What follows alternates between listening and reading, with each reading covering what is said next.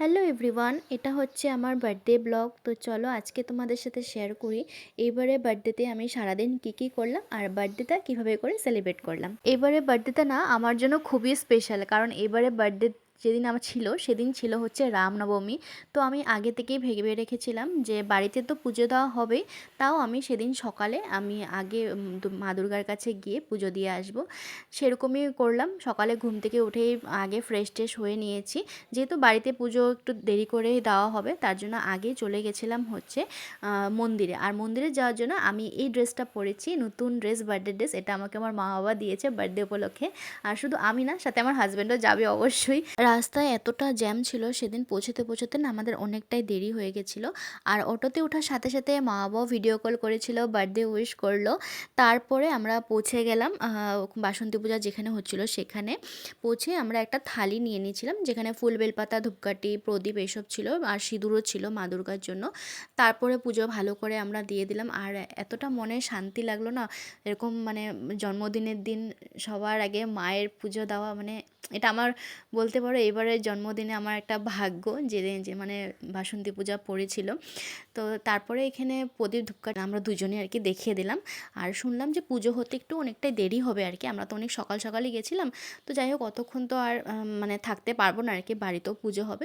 মা দুর্গাকে ভালো করে প্রণাম করে মা দুর্গা থেকে ভালো করে আশীর্বাদ নিয়ে নিলাম, যাতে আগামী দিনগুলি আমি খুব ভালোভাবে কাটাতে পারি। যেখানে পুজো হয়েছিল সেখান থেকে বেরিয়ে এখানে সামনেই সাই বাবার মন্দির ছিল, সেখানেও প্রণাম করে নিলাম।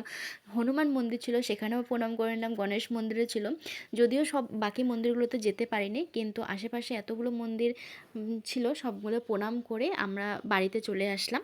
বাড়িতে এসে না আমি ড্রেস চেঞ্জ করে নিয়েছি। তারপরে পরেছিলাম হচ্ছে এই কুর্তিটা আমার শ্বশুরমশাই আর শাশুড়ি মা যখন পুরীতে গেছিলো তখন এনেছিল। এটা হলো কটকি প্রিন্টের কুর্তি। আর বাড়িতে এসে দেখি শাশুড়ি মা অলরেডি মানে পুজো স্টার্ট করে দিয়েছিল, তো পুজো করে নিলাম সবাই মিলে। তারপর প্রসাদও খেয়ে নিলাম। কদিন আগে আমি বাড়িতে গেছিলাম, তো তখনই মা আমাকে পায়েস বানিয়ে খাইয়েছিল, কারণ বার্থডের সময় তো আমি আর যেতে পারবো না, এখানেই থাকবো। তো তার জন্যই মা তখনই পুরি, তরকারি, পায়েস বানিয়ে আমাকে খাইয়েছিল। বার্থডে স্পেশাল মেনু বলে কথা। আর ভিডিওটা আমি করে রেখেছিলাম, যখন বার্থডে ব্লগ আপলোড দিব তখন এটার সাথে অ্যাড করে দেবো বলে। এখানে মা বাবা আমাকে পায়েস খাইয়ে দিল, পুরিও খাইয়ে দিল, আমিও একটু খাইয়ে দিলাম। তো হ্যাঁ, আমি বাড়িতেও অলরেডি বার্থডে সেলিব্রেট করে এসেছি, তো সেটা তোমাদের সাথেও শেয়ার করে দিলাম আরেকবার। আর বার্থডের দিন আমাকে রাত্রে মানে 12টার সময় আর কি আমার শ্বশুর বাড়ির সবাই আর কি, শ্বশুরমশাই, শাশুড়ি মা, আমার হাজব্যান্ড একটা কেক এনেছিল আমাকে সারপ্রাইজ দেওয়ার জন্য। তো সেটাও আমি কেটে নিয়েছিলাম রাত্রেবেলা। প্রসাদ খেয়ে আমি আবারও রেডি হয়ে গেছি, কারণ আমার হাজব্যান্ড বললো সে নাকি আমাকে আজকে সিনেমা দেখাতে নিয়ে যাবে আমার বার্থডের জন্য, তাও আবার ধুরন্ধর দ্য রিভেঞ্জ।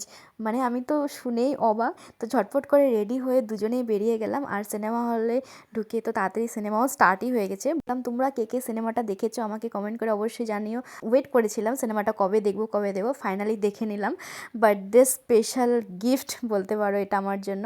তারপর বাড়িতে এসে দেখি আমার জন্য আরেকটা সারপ্রাইজ, আবারও কেক এনেছে আমার জন্য। আমি মানে এটাই অবাক, আমি রাত্রেও তো কেক কাটলাম, আবারও এখন কেক কাটবো, ডাবল কেক। তো যাই হোক, সবাই মিলে কেক কাটে নিলাম। তারপরে শাশুড়ি মা পায়েস বানিয়েছিল, বার্থডের জন্য পায়েস ছাড়া তো পসিবলই না।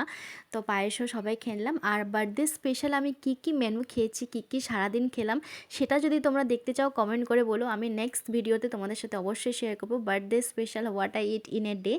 তো এইবারে বার্থডেটা তো আমি খুব সুন্দরভাবে, খুবই স্পেশালভাবে কাটিয়েছি। আর যারা যারা আমাকে উইশ করেছো তাদেরকে অনেক অনেক ধন্যবাদ। তো তোমাদের ভিডিওটি কেমন লাগলো আমাকে অবশ্যই জানাবে। ভিডিওটি ভালো লাগে লাইক, কমেন্ট, শেয়ার, চ্যানেলটিকেও সাবস্ক্রাইব করে দেবে, পেজটিকেও ফলো করে দেবে। দেখা হচ্ছে খুব তাড়াতাড়ি পরের ভিডিওতে, ততক্ষণের জন্য বাই বাই।